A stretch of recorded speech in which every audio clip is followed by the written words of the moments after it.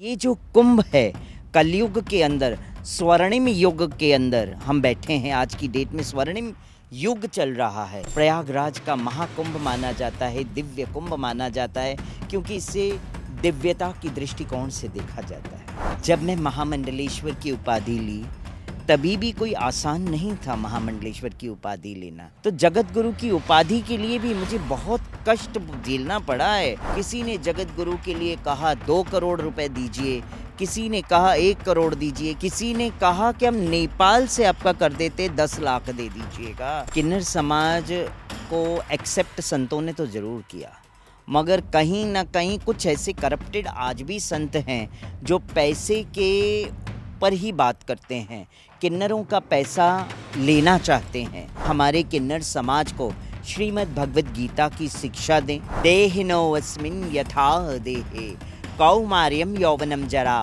तथा देहांतर प्राप्ति धीरस्तत्र हन्मय हति। हर्षा रिछारिया करके एक पहले मॉडल रही हैं, फिर वो साध्वी बनी, हालांकि उन्होंने बाद में उसको डिनाई भी किया कि मैं साध्वी नहीं हूँ। बहुत सारे साधु संतों ने इसका विरोध भी किया है। आपके नज़रिए से ये किस तरीके से? मैं इसका विरोध नहीं करूँगी, और जो विरोधियों को मैं ये कहूँगी कि आप लोग ने बहुत बड़ा अपराध इस कुंभ के अंदर किया है। भगवा पहनना कोई गलत नहीं है, बालों को अगर उन्होंने अपना वो बनाया है जटाधारी, तो मैं कहती हूँ वो भी गलत नहीं है। रथ पे बैठना भी गलत नहीं है। जिन जिन लोगों ने हर्षा रिचारिया को कमेंट किया है गलत, उसका पाप उन सारे संतों पे लगेगा। उन ऐसे जो शंकराचार्य जो बोलते हैं स्वयं भू शंकराचार्य पैदा हो गए हैं, उन्होंने भी कमेंट किया। मैं उनको भी कहूँगी वो भी महापापी हो चुके हैं, वो भी अपराध अपने सर पे मढ़ चुके हैं हर्षा रिचारिया का कमेंट करते हुए। शर्म आनी चाहिए कि एक सनातन धर्म को हम सब मिलके एक्सेप्ट कर रहे हैं। आप हमारे ऊपर ही कमेंट करते कुंभ में बैठे बैठे। जन्म भी सत्य है, मरण भी सत्य है। किन्नर समाज से आने वाली विश्व के पहले जगत गुरु हिमांगी सखी प्रयागराज महाकुंभ में आई हुई हैं और इस वक्त हमारे साथ हैं। हिमांगी सखी जी को पहला महामंडलेश्वर भी कहा जाता है, जो किन्नर समाज से आता है, और अब उन्हें जगत गुरु की उपाधि भी मिल गई है। हिमांगी सखी जी, आपका बहुत बहुत स्वागत है विस्तार न्यूज़ पर। और हमारे आपके तो पुराने संबंध हैं, क्योंकि आप जबलपुर में भी काफ़ी कथाएं कर चुकी हैं। प्रयागराज महाकुंभ को आप किस नज़रिए से इस वक्त देख रहे हैं, क्योंकि ये अब तक का सबसे अलग, सबसे अनोखा, दिव्य, भव्य और डिजिटल कुंभ नाम दिया गया है। आपने इसमें क्या अनुभव किया अब तक? मैंने इसमें ये अनुभव किया है कि भव्य, दिव्य और डिजिटलता की बात की जाती है। ये कुंभ भी तो ये सुरक्षा की दृष्टिकोण से भी बहुत अच्छा है कि इसे डिजिटल बनाया गया है। और ये जो कुंभ है 144 ईयर्स के बाद एक ऐसा योग बना है जो इस कुंभ के दौरान मिला है हमको। 144 ईयर्स का जो बाद का ये जो कुंभ माना जाता है। और ये जो कुंभ है कलयुग के अंदर, स्वर्णिम युग के अंदर हम बैठे हैं। आज की डेट में स्वर्णिम युग चल रहा है। इस स्वर्णिम युग में हम प्रयागराज के अंदर बैठे हैं, दिव्य भव्य कुंभ में बैठे हैं। और ये कुंभ जो आस्था का प्रतीक है, प्रेम का स्तोत्र है और पवित्रता की भूमि है। और हम यहाँ कुंभ के अंदर हम सब मिलके अमृत पान करते हैं स्नान करके, कि हम भी अमरता का वरदान हमें मिले, हमारी बुद्धि स्वच्छ हो, हमारा मन निर्मल हो, कोमल हो। तो ये इसीलिए इसे प्रयागराज का महाकुंभ माना जाता है, दिव्य कुंभ माना जाता है, क्योंकि इसे दिव्यता की दृष्टिकोण से देखा जाता है। किन्नर समाज हमेशा से समाज मुख्य धारा से अलग रहा है, लेकिन पिछले कुछ सालों में जैसे आपने एक धार्मिकता की राह पकड़ी, साधु संत की राह पकड़ी, तो एक किन्नर का एक महामंडलेश्वर से जगत गुरु पहुंचने का ये जो सफ़र था, आपका कितना कठिन भरा था? और इस क्षेत्र में किन्नर समुदाय को आप कहाँ देखते हैं भविष्य? देखिए, जब मैं महामंडलेश्वर की उपाधि ली तभी भी कोई आसान नहीं था महामंडलेश्वर की उपाधि लेना, मगर फिर भी भगवान की कृपा कह लो कि प्रसाद रूपी महामंडलेश्वर का पद हमें मिला। और उसके कुछ समय बाद यहाँ 2019 में यहीं से ही मुझे महामंडलेश्वर की उपाधि मिली, और आज 2025 के महाकुंभ दिव्य कुंभ में बैठी हूँ, और तभी भी मुझे जगत गुरु की उपाधि अब मिली है।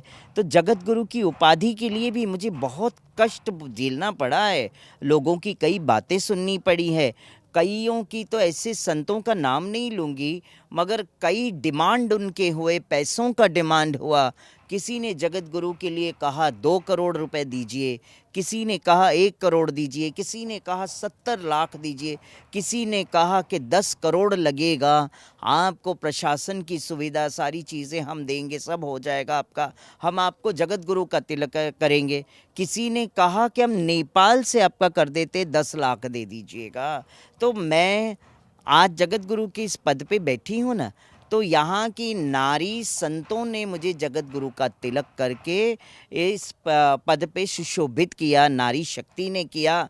नारी सन्यासियों का अपना एक अखाड़ा है जिसे परी अखाड़ा कहा जाता है। उसे मान्यता तो नहीं है और मान्यता कोई देता भी नहीं है आज के समय में। मांगने से मान्यता कौन दे रहा है? हमें तो अब जोड़ने के लिए कई लोग बैठे हैं, मगर आज फिर भी मैं जगत गुरु के पद पे बैठी हूँ और दुनिया आज मुझे जगत गुरु के तौर पे मानती है और मेरा किन्नर समाज भी मानता है। और हम हमारे किन्नर समाज के साथ मिलके हमने वैष्णव किन्नर अखाड़े का गठन किया है।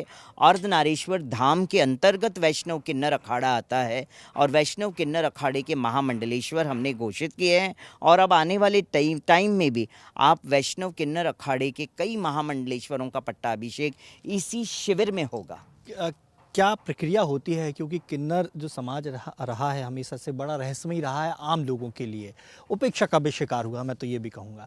लेकिन कितना कठिन होता है इस धार्मिकता की राह पकड़ना, अगर एक आम किन्नर सोचे समझे या आपको आदर्श मानकर इस राह पर चले?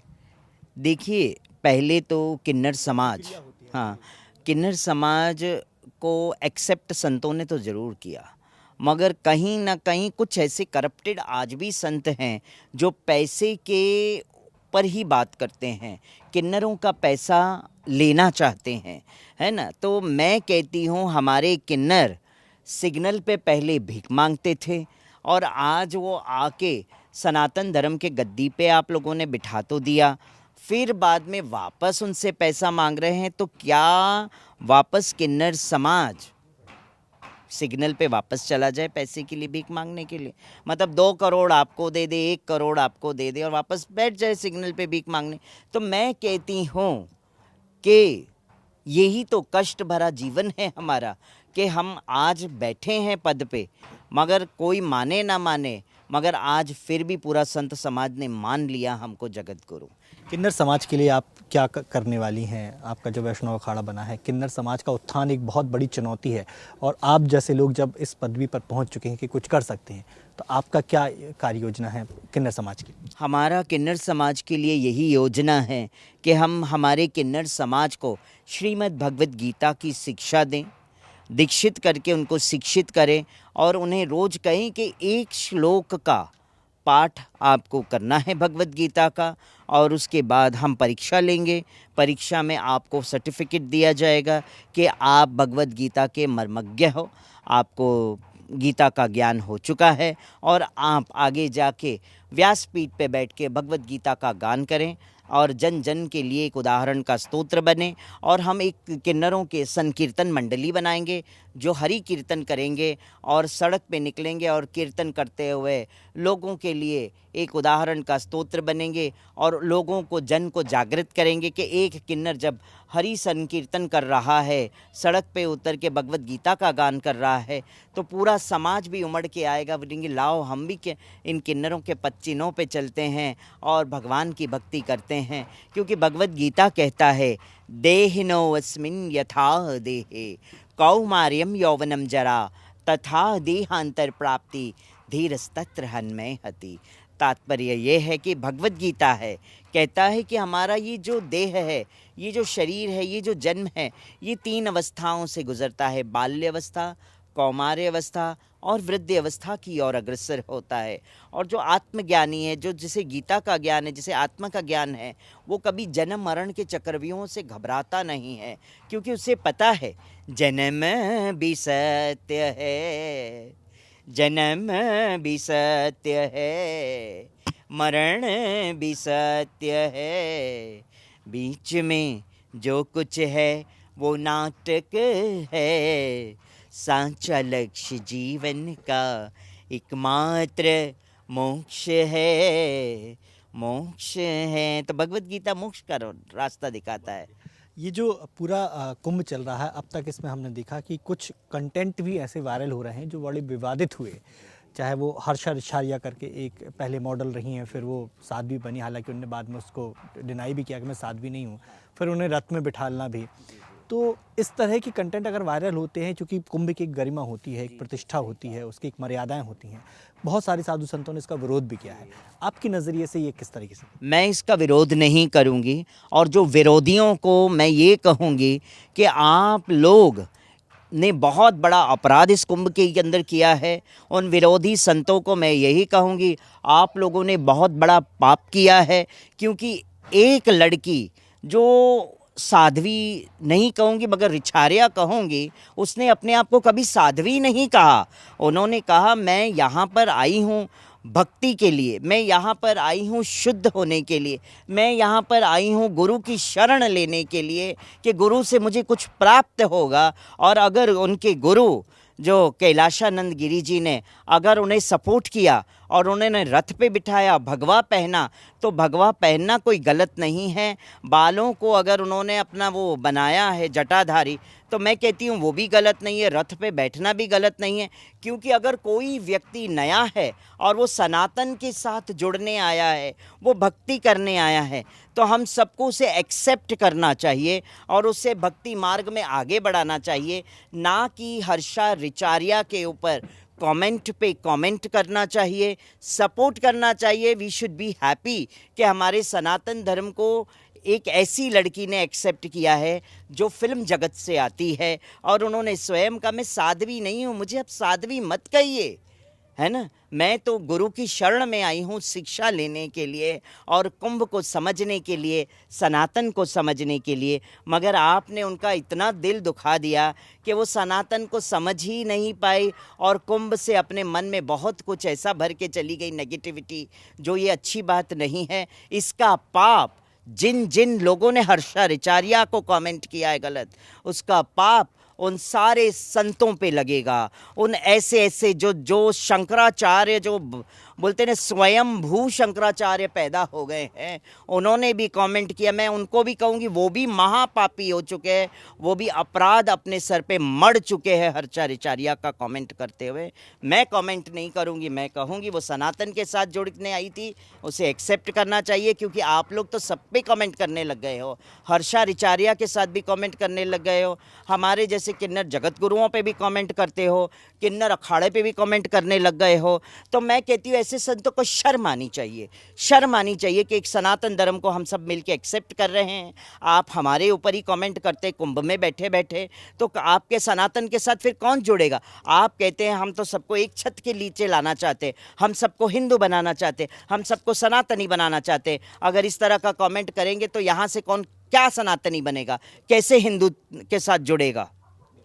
तो ये थी हमारे साथ है जगत गुरु हिमांगी सखी, जिनने साफ तौर पर उन सभी लोगों को आड़े हाथों लिया है जिन्होंने इस मुद्दे पर अपने बयान दिए थे। कैमरामैन रविंद्र के साथ दुर्गेश कुमार, विस्तार न्यूज़।